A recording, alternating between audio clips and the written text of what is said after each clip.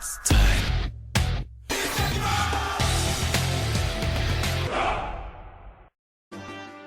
How to best use Frederick. Just don't.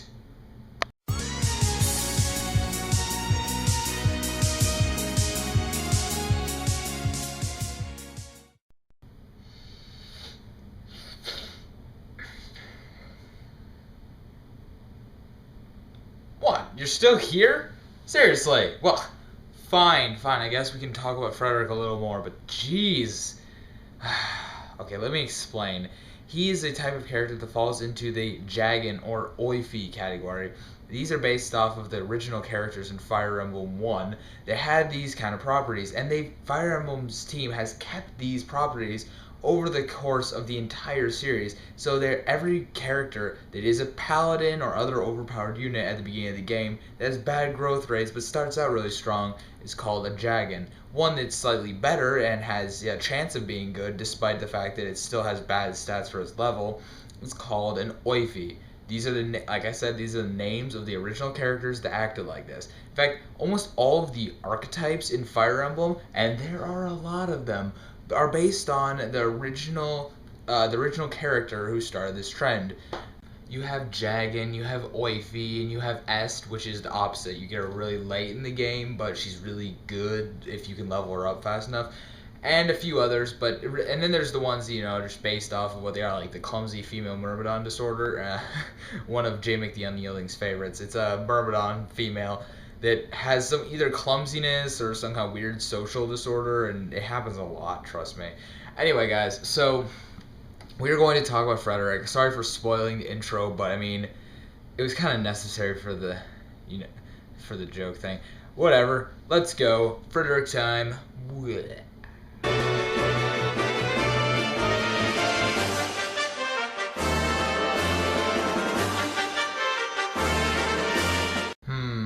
What to say about Frederick that won't offend people? I never really liked to use him very much. I won't say I never used him, because I did, but I didn't like to use him very much. As a Jagan or Oifi, depends how you look at it, unit, he has his downsides, namely that his growth rates aren't amazing. Now, as we'll see in a minute, they're not as bad as I would have guessed, but in fact, they can be pretty decent. But the important point is that his stats are so bad in the beginning, he starts to promote you with stats of like a level 5 unpromoted unit. It's ridiculous. So, in order to get his stats up to a reasonable level, you have to train him an enormous amount, giving him a ton of experience, and you especially can't do that near the beginning of the game. So around chapters like 6 to 8, he becomes really irrelevant. His only real use beyond that is as a team-up unit, as a support unit. So I dropped him because I didn't like him that much. I mean, I think he's a decent character. He's actually quite funny, if you ask me, but I never really got around to using Frederick the Wary because, I don't know, I have some weird disposition against those types of Jagan characters because I know from like horrible past experience that if you focus on using that unit, your entire team will just be dead. You will lose. That being said, they are still useful because they can weaken enemy units. They can team up with your units, making them probably the best in Awakening that they've ever been. Teaming up, making them extra powerful, carrying your units around, rescuing them, although that doesn't work the same in this game, but whatever. You get the idea. He's actually pretty helpful, especially in the first 8 chapters, but after that it's like he starts losing a lot. Anyway, so we're going to go over how to keep him relevant and the rest of the guide, but first let's look at his stats to see where we can kind of focus in on his strengths and magics, actually. Frederick's growth rates. Now, as I mentioned before, most Jagans or Oifis have crap growth rates, which is why they're bad. No, that's not the case with Frederick, as you can see here. He's just bad because he comes in at such a high level and is so hard to train up from that point, considering his crappy starting stats. So, let's take a look at his growth just to see what we can make the most out of. HP, 60 freaking %. Excellent. As you can see with some of his growth rates, actually all of his growth rates, he will always have a more than 100% chance, which means he will always get HP and might even get 2 HP per level. Crazy. Not that good though, since the HP is kind of a moot point. great strength at 40. Crap magic, don't need it. Skill, pretty dang good. Speed, good enough. Let's be honest, it's good enough. Let's see. Luck. Brah! Defense, 40. Excellent. That's about as good as you can get with any character. Resistance is 20, which isn't terrible. It's not the worst, but it's not that great either. I mean, it's Frederick. Anyway, so good classes for him stat-wise include all of them, but mostly Knight. Knight seems to be his best option, or rather general, that is, because it gives him really great skill, really great defense, and good resistance with the highest HP. Is it weird for anyone else that Knights have a higher HP growth than fighters, which have 45? Is that weird? Or is it just me? Okay, because I'm very weirded out by that. Anyway, yeah, that'll about do it for him. So technically, like, generals and knights have the best growth rates for him, but as you'll see later, that's not really what you should be basing your decision around. Frederick.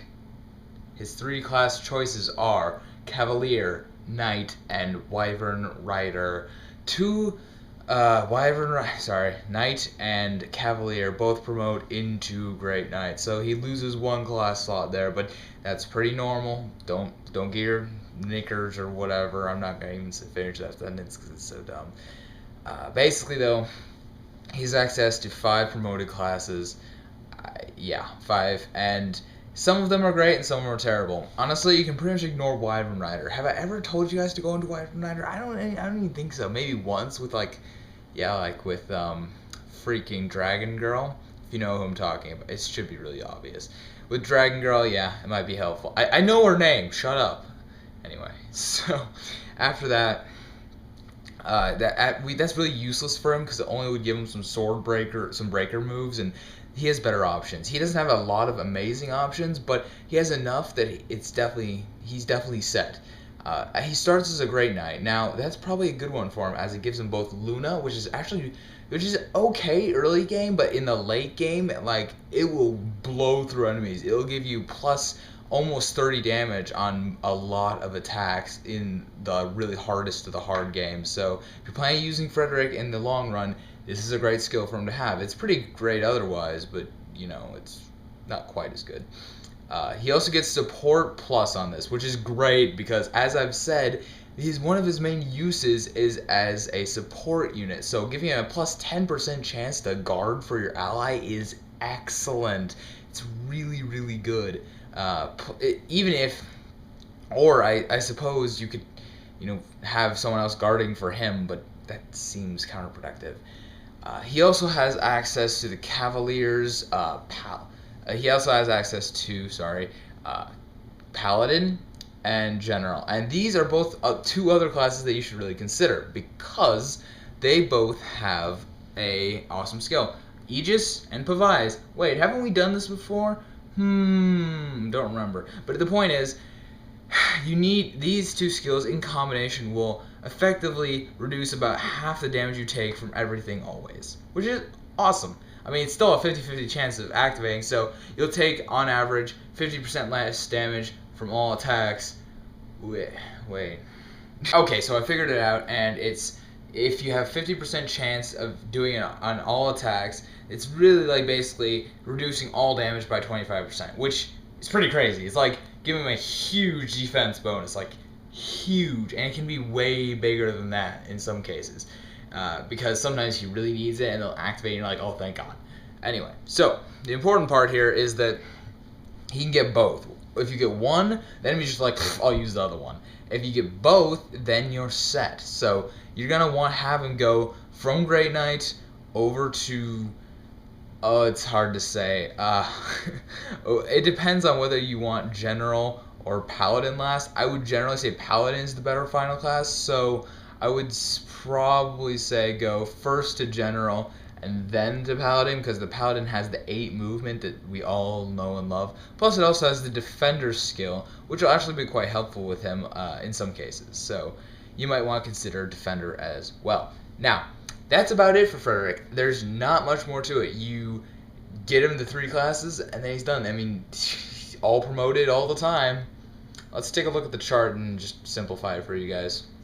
Alright guys, so here we're looking at Frederick's chart of classes. Note that we're actually starting up at the second tier this time at Great Knight. Not surprisingly, since it is actually Frederick's actual sprite, which it's like the only one I can find except for Virion.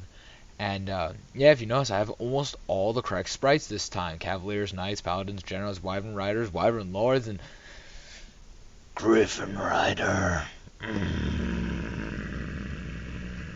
But anyway, so first we're going to go over to General, like I said earlier. Make sure to get to level 15 in Great Knight beforehand so you can get that awesome support bonus that gives you plus 10% to your chance to guard for a unit. Once you get to General, make sure you get to level 15 because that freaking has Pavise. Now, after that, you'll head to Paladin. Paladin will give you excellent movement, better resistance growth. Actually, come to think of it, resistance growth is exactly the same as the General. But whatever, it gives you a better movement. And also access to the skill Aegis, which is incredibly helpful paired with Pavise. So, obviously, get to level 15, but I don't know why you wouldn't do that since it's your final class, as this little circle thing indicates. So, I think that's about it. I mean, I guess you could. There's really no reason to go into the Wyvern classes, and Dreadfighter isn't really even an option with his crappy magic. So let's just forget about those and head on to the support section. Well, for his support options, we have a number of choices. He has a pretty good number of support options, so you can basically choose whoever you want. I would say someone who needs to be defended or someone who needs the extra strength bonuses. Early on in the game, I found that pairing him with my unit of Crom could make them pretty much invincible whenever they needed to be, which was awesome. It was so cool. But also pairing him with like Lissa with the support plus bonus eventually can give some pretty great bonuses to guarding, which is nice. Other than that, though, you can do basically whatever you want. Something to consider with your classes are if you're planning to have him as a support unit, like paired up with someone constantly, you might want to consider having him go to Paladin first and then General, because then he will, he doesn't have to move around himself. But that's really just your choice. I think Paladin's better in General. Now, anyway, for other options, it doesn't really matter. Frederick is fine with anyone. He doesn't really make a particularly amazing father, but he doesn't make a bad one, so there's really not much I can say here. Do whatever you want. I think Lissa's technically like the canonical choice, but I don't think I've even ever seen their support conversations. It's probably something I should get around to doing. Thank you guys so much for watching. This has been XepherGames. We've been doing some character guides and stuff. We're going to be doing more Biden Kaitos, of course. I've gotten a little lazy since the last one, but I promise there will be more. And we'll be doing more character guides. I have a list of like 5 or 6 that I need to do really soon, so we'll be getting to those as quickly as freaking possible. I promise we'll have Jay make the Unyielding in some future episodes. We're just having some trouble arranging a meet time where we can record these together. So, but I promise I have some cool stuff planned with him. So once that hits, we're gonna be doing some fun stuff. Other than that, I'm definitely going to, I still have a Fire Emblem rant planned. I'm going to do it, I promise. It's been requested a number of times, so it's going to happen. And also, I am planning to do a little bit of E3 coverage. And by coverage, I mean reactions, because I can't go to E3. I'm not a real media. I don't think having 30 plus subscribers on YouTube really counts as media. So I can't go to E3, but I'll be filling you guys in on the big announcements, what really struck me as cool and impressive, particularly Super Smash Bros. 4, Pokemon X and Y, the new consoles, of course, and as well as an unannounced Retro Studios game. Please be Metroid Prime 4. Oh my god.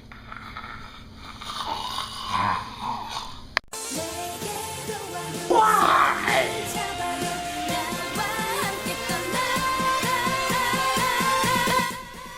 So you know that picture of Frederick that I showed at the beginning? I was kind of noticing how he was staring like really intently off to the side of something, and I was kind of like, what could he be looking at? So I decided to do some digging, and I found this full version of the picture that actually shows you everything, shows you what exactly he's looking at. I'm going to show it to you guys But be prepared because it's a little messed up.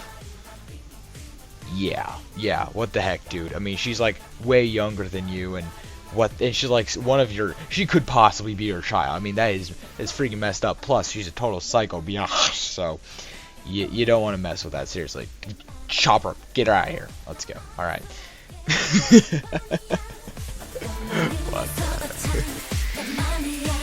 See you guys next time on XepherGames.